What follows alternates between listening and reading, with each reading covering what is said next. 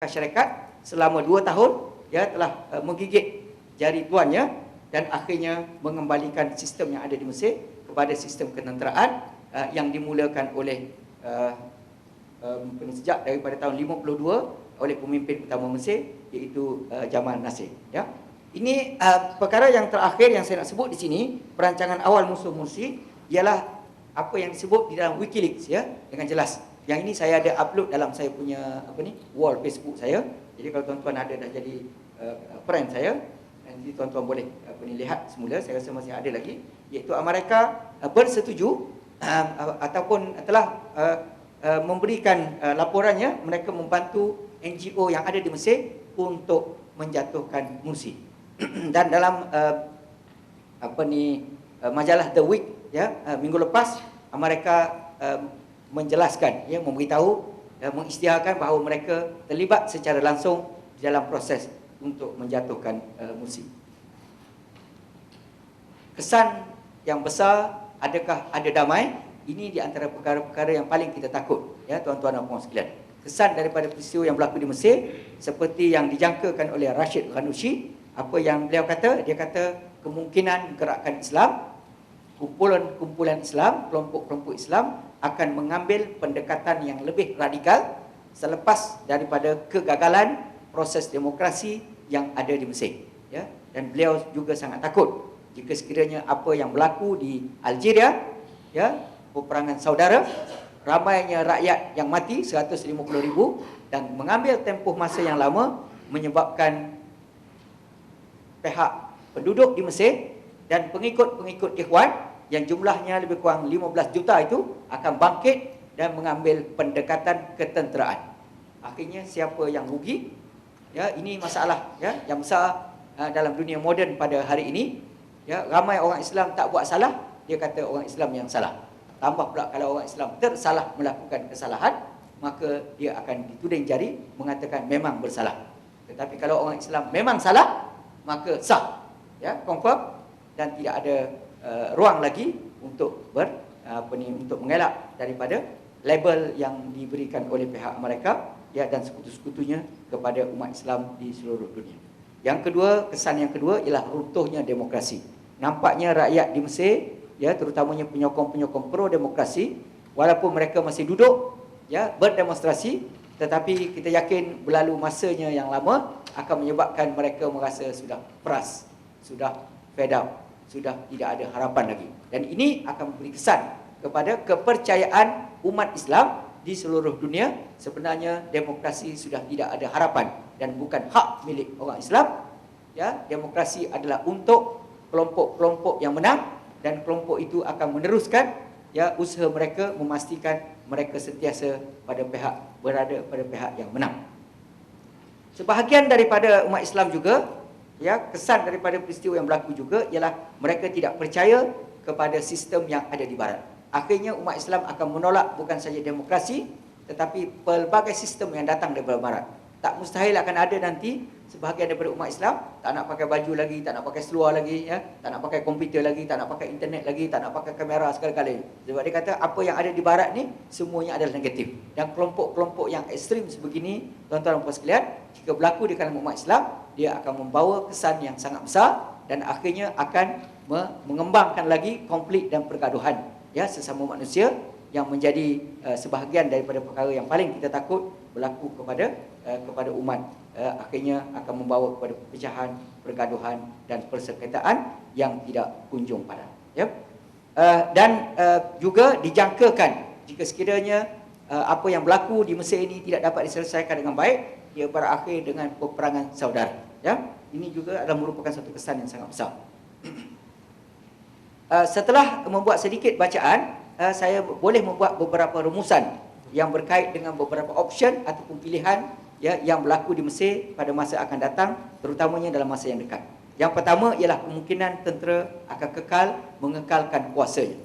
Ya, dia kata keadaan politik masih belum selamat, maka tentera akan kekal berada di tampuk pemerintahan dan tidak mahu menyerahkan, ya, kepada kerajaan sementara yang sepatutnya Beblawi melakukannya, tetapi tidak diberikan peluang. Semua kenyataan dikeluarkan oleh pihak tentera, dan tentera akan kekal di Mesir mengembalikan sistem yang telah dilakukan oleh pemimpin-pemimpin sebelum daripada ini, sejak daripada zaman Jamal Nasir, kemudian Anwar Sadat dan Husni Mubarak. Yang kedua, kemungkinan juga pihak tentera akan membuka pintu pilihan raya untuk kesekian kalinya, tetapi tidak membenarkan FJP menyertai pilihan raya. Jadi pilihan raya tanpa FJP, Freedom and Justice Party. Yang ketiga, diadakan pilihan raya tetapi wakil-wakil daripada FJP tidak dibenarkan untuk bertanding di dalam pemilihan presiden. Ini juga adalah merupakan satu di antara kemungkinan yang berlaku di Mesir, yang kesannya nanti kita akan tengok memberi kesan yang sangat besar, ya, bukan sahaja kepada umat Islam tetapi kepada runtuhnya sistem demokrasi di dalam masyarakat dunia. Yang keempat ialah perang saudara, saya dah sebut tadi. Yang kelima, kemungkinan akan lahirnya kelompok radikal. Kerana di dalam sejarah Ikhwan Al-Muslimin, ya, khususnya selepas daripada pembunuhan Imam Syahid Hasan Al-Banna, yang ini maklumat tentang Ikhwan Muslimin, tuan-tuan nak kena khususnya pelajar nak kena cek balik, tengok sejarah mereka dan bagaimana gerakan mereka yang pada asalnya mengambil pendekatan tidak bertembung, ya, gerakan yang bersifat dakwah dan tarbiyah, tetapi oleh kerana tekanan yang terlalu besar dan berat kepada sebahagian daripada pemimpin dan penyokong-penyokong mereka, sehingga melahirkan dua kelompok yang ekstrim. Yang pertama disebut sebagai, ya, Jamaah Islamiyah, dan yang kedua ialah Harakatul Takfir wal Hijrah, gerakan yang mengkafirkan semua orang yang tak masuk kelompok dia dan berhijrah, ya, secara fizikal daripada tempat mereka tinggal. Mereka melahirkan kelompok-kelompok yang kecil, dan kelompok ini pergi semula ke tengah-tengah masyarakat dan melakukan pembunuhan, ya, melakukan perompakan, kejahatan dan seterusnya. Itu dari segi gerakan yang bersifat fizikal.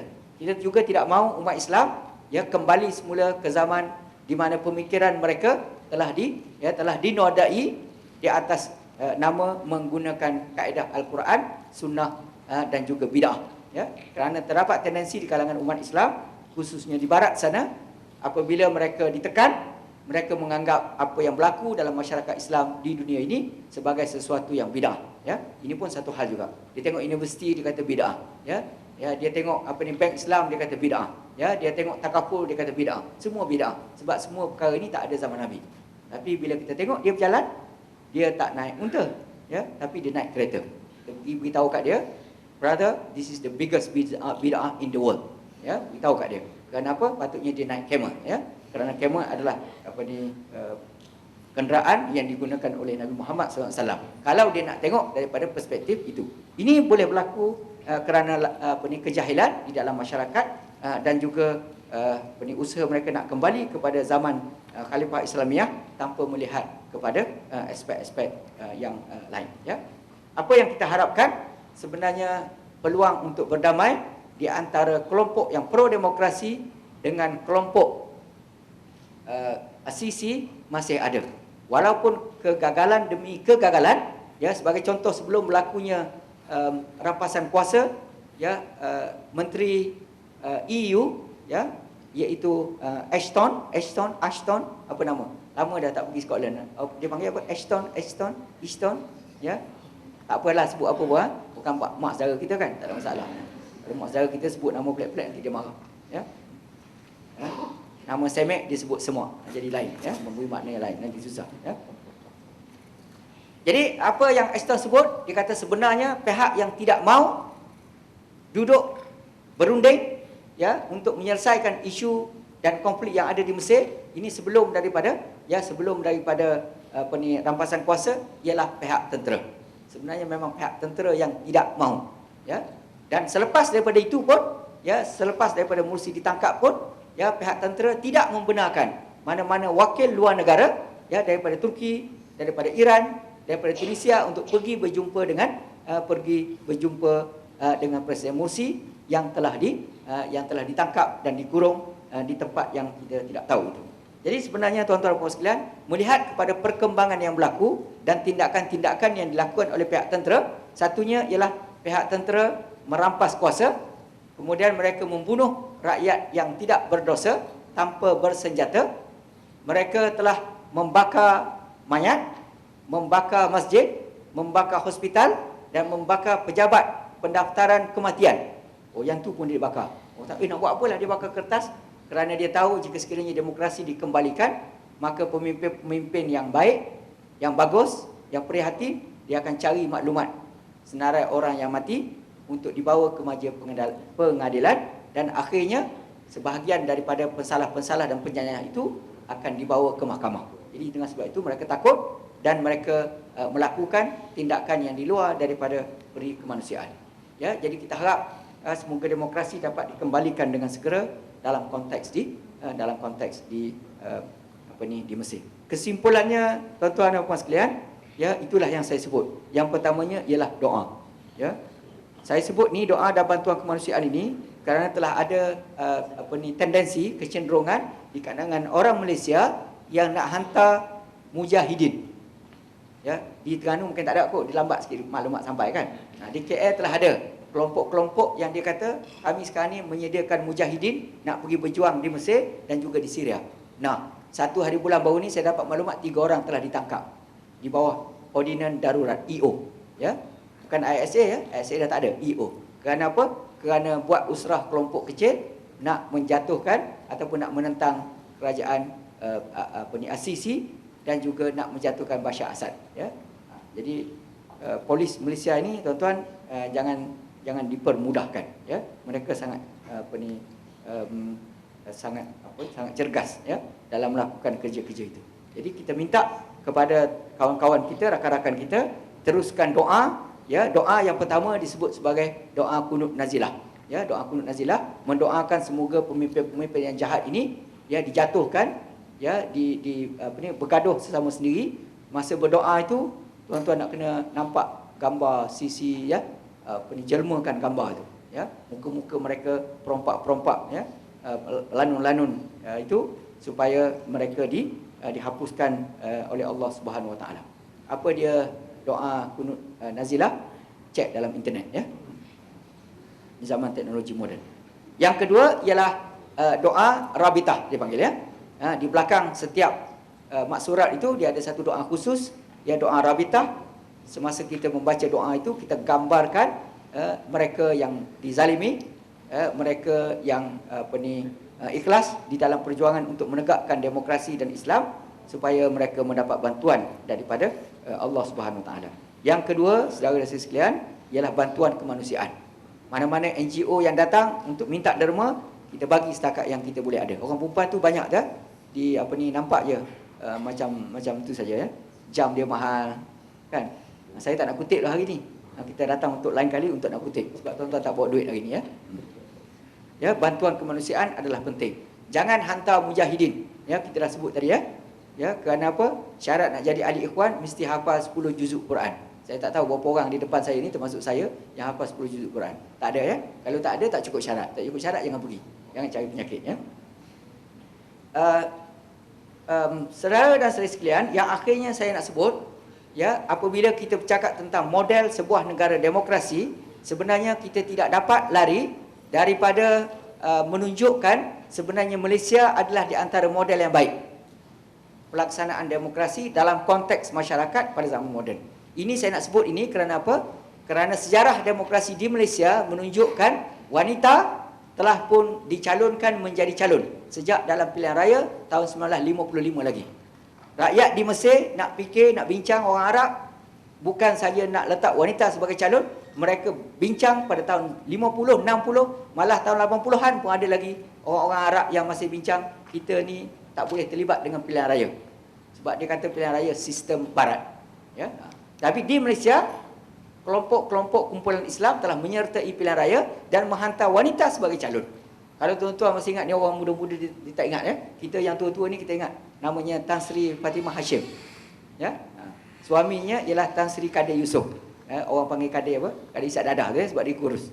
Saya ingat yang tu je. Ya. Cek balik tengok. Ya, Tan Sri Fatimah Hashim, ya, wanita pertama di dunia Islam yang dilantik sebagai menteri, walaupun menterinya tak penting, menteri kebajikan saja ya, dan pembangunan masyarakat, tapi maknanya bagaimana advance-nya pemikiran politik masyarakat Islam di Malaysia ya. Sedangkan di negeri Arab mereka masih bincang lagi kalau nak masuk pilihan raya wanita layak ke tidak mengundi. bukan nak jadi calon, nak mengundi pun tak boleh lagi.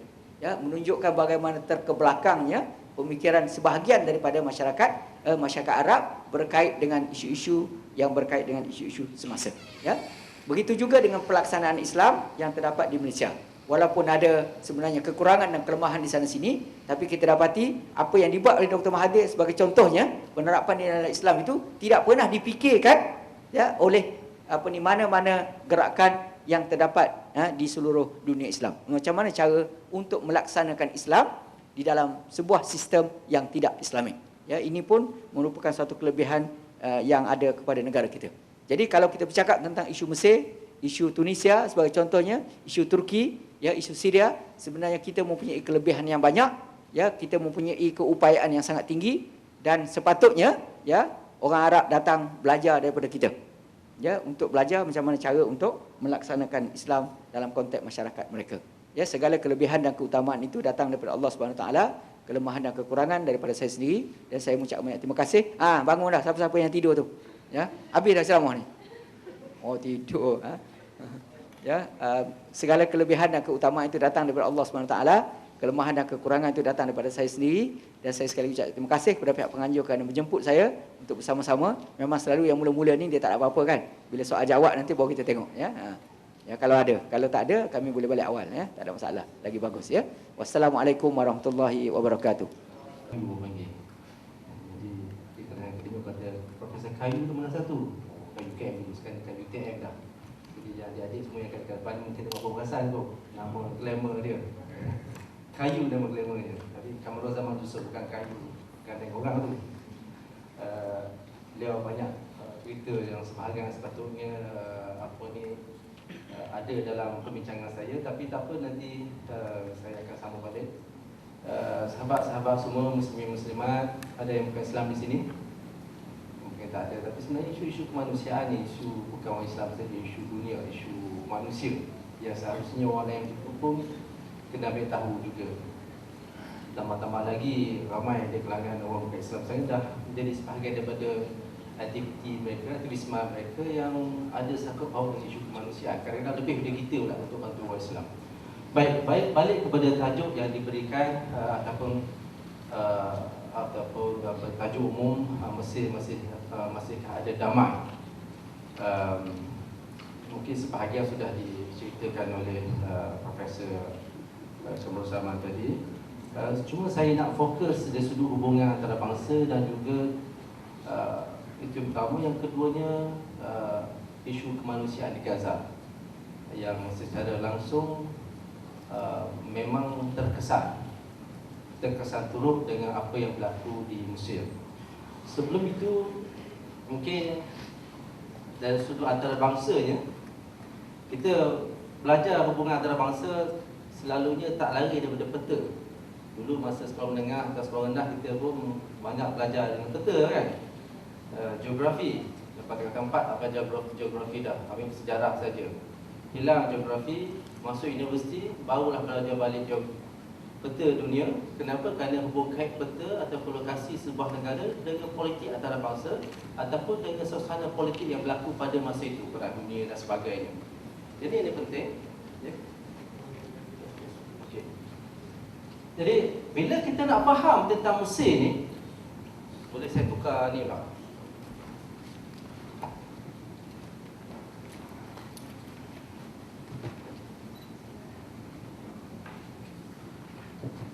Bila kita nak faham tentang Mesir dalam konteks hubungan antarabangsa, kenapa saya masukkan, kalau saya jadikan sebagai satu tajuk besar, tajuk utama perbincangan saya, kerana Mesir sebenarnya daripada dulu sampai sekarang dia adalah sebuah negara yang bersifat antarabangsa dan ada kena mengena dengan politik antarabangsa daripada dulu sampai sekarang. Kerana apa? Kerana Mesir dulu pun macam kat situ jugalah. Sampai sekarang dia tak hanyut, dia duduk kat situ. Jadi apa saja berlaku di dunia ada kena mengena dengan Mesir, dan apa yang berlaku di Mesir selalu kena mengena dengan dunia. Ini saya nak cerita, saya katakan apa saja berlaku dunia kena dengan Mesir. Kenapa? Bila berlaku di base ini aktor antarabangsa yang berkuasa. Okay, aktor antarabangsa yang memiliki kuasa yang besar. Amerika ke dulu, Great Britain ke Russia semua. Mereka yang mencorakkan politik antarabangsa, hubungan antarabangsa. Jadi Mesir salah satu perkara ataupun lokasi Mesir selalunya menjadi antara lokasi terpenting dalam percaturan politik mereka. Baik, itu sebut sejarahnya.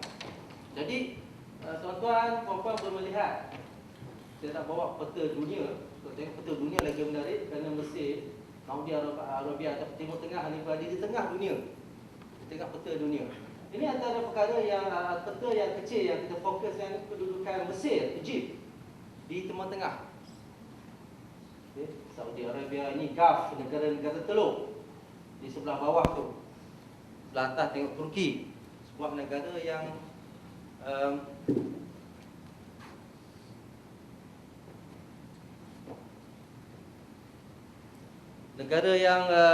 emerging power, negara yang semakin meningkat kuasa politik antarabangsanya. Maksud saya bila dia bercakap memberi kesan kepada politik antarabangsa, dan dia berani sanggah, dia berani mencadangkan sesuatu benda yang orang tak berani nak sanggah, orang tak berani nak cadangkan, atau orang tak berani nak menidakkan. Turki kembali daripada era lampau dia semasa Khilafah Uthmaniyah dulu berpusat di Turki. Sekarang semakin nampak, okay? Semakin nampak dia punya kuasa dia ataupun populariti di peringkat antarabangsa. Malaysia mungkin salah satu beberapa isu Malaysia kadang-kadang ke depan, isu Bosnia dulu Malaysia ke depan, kenapa sekarang tidak? Ini antara benda yang mungkin kita boleh fikir kenapa tidak. Baik, Syria, negara yang berkonflik sekarang ni, bermula daripada Arab Spring kemudian pergi kepada isu Syiah Sunni sekarang ni. Ratusan ribu telah terkorban. Yang terakhir dengan senjata kimia, ribuan mati, kanak-kanak mati macam umpama ikan dinaikkan ke atas darat kan, tercungap-cungap kemudian beberapa minit mati, meninggal. Doktor yang cuba merawat pun beberapa minit kemudian meninggal. Syahid bagi saya. Dan ini satu benda yang menarik untuk dikaji. Bukan menarik kerana benda itu menyeronokkan, tidak, tapi menarik kerana kenapa berlaku di sini. Kemudian Iraq di sini, Jordan tak berapa sangat isunya. Dan yang selain daripada negara-negara Arab ni, ada satu negara yang pelik saya rasa. Kerana apa? Kerana bila Piala Dunia, bila pesta bola dunia, World Cup, negara ini, Israel ini, dia berada di sebelah sana. Sana ni sebelah virtual. Kena bayangkan ni sebelah Eropah. Dia berada dalam kelompok negara Eropah. Tak berada di sini, tak berlawan di sini. Kat Iraq ke Jordan tak lawan. Tapi lokasinya, geografinya di sini. Bukankah pelik tu kan? Baik. Dan kepelikannya di sini semua cakap Arab. Adik saya cakap Jews, cakap Hebrew. Ini yang menarik juga. Maksudnya di sini, ini bukanlah sebuah negara yang bersifat natural, bukan organik. Orang bioteknologi di sini, orang ni ke dalam sekitar kan, dia bukan daripada asalnya kan. Baik. Dan ini Mesir di sini, negara yang amat besar, yang bukan terletak di antara negara Arab di sudut Timur Tengah, tapi dia letak di sebuah benua Afrika.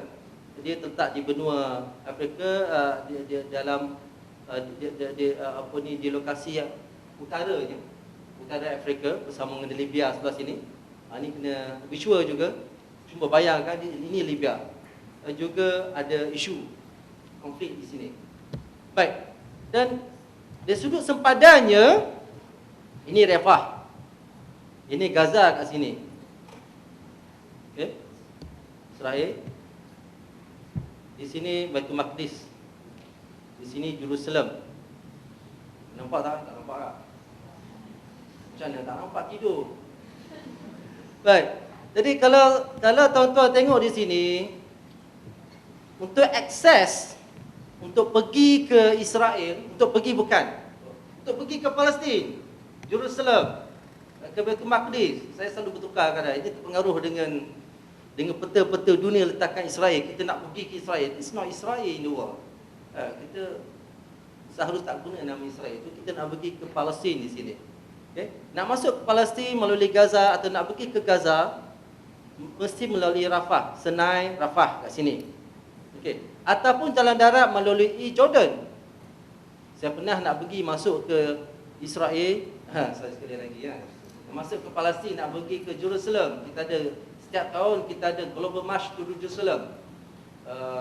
March to Jerusalem ni projek antarabangsa, banyak negara akan berkumpul pada bulan Mac, bulan 3 setiap tahun, dan mereka berkumpul.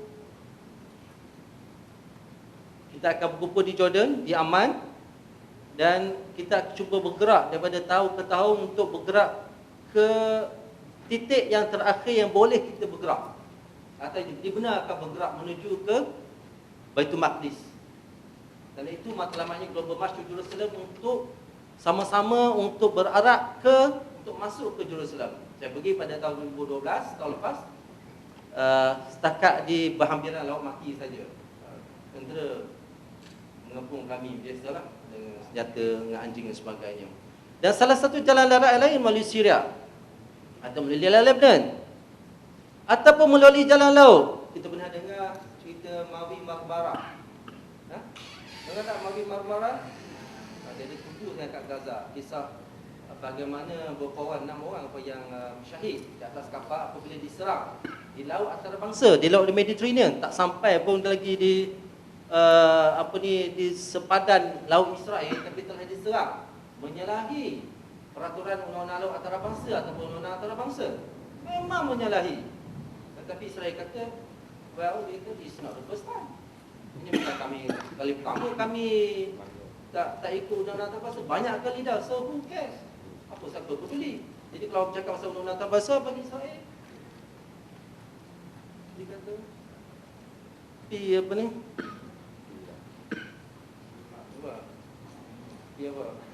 Bilang mabuk dia kan. Apa dia? Belah lah kan. Boleh belah lah dia kata. Okey. Jadi ada gerakan untuk masuk ke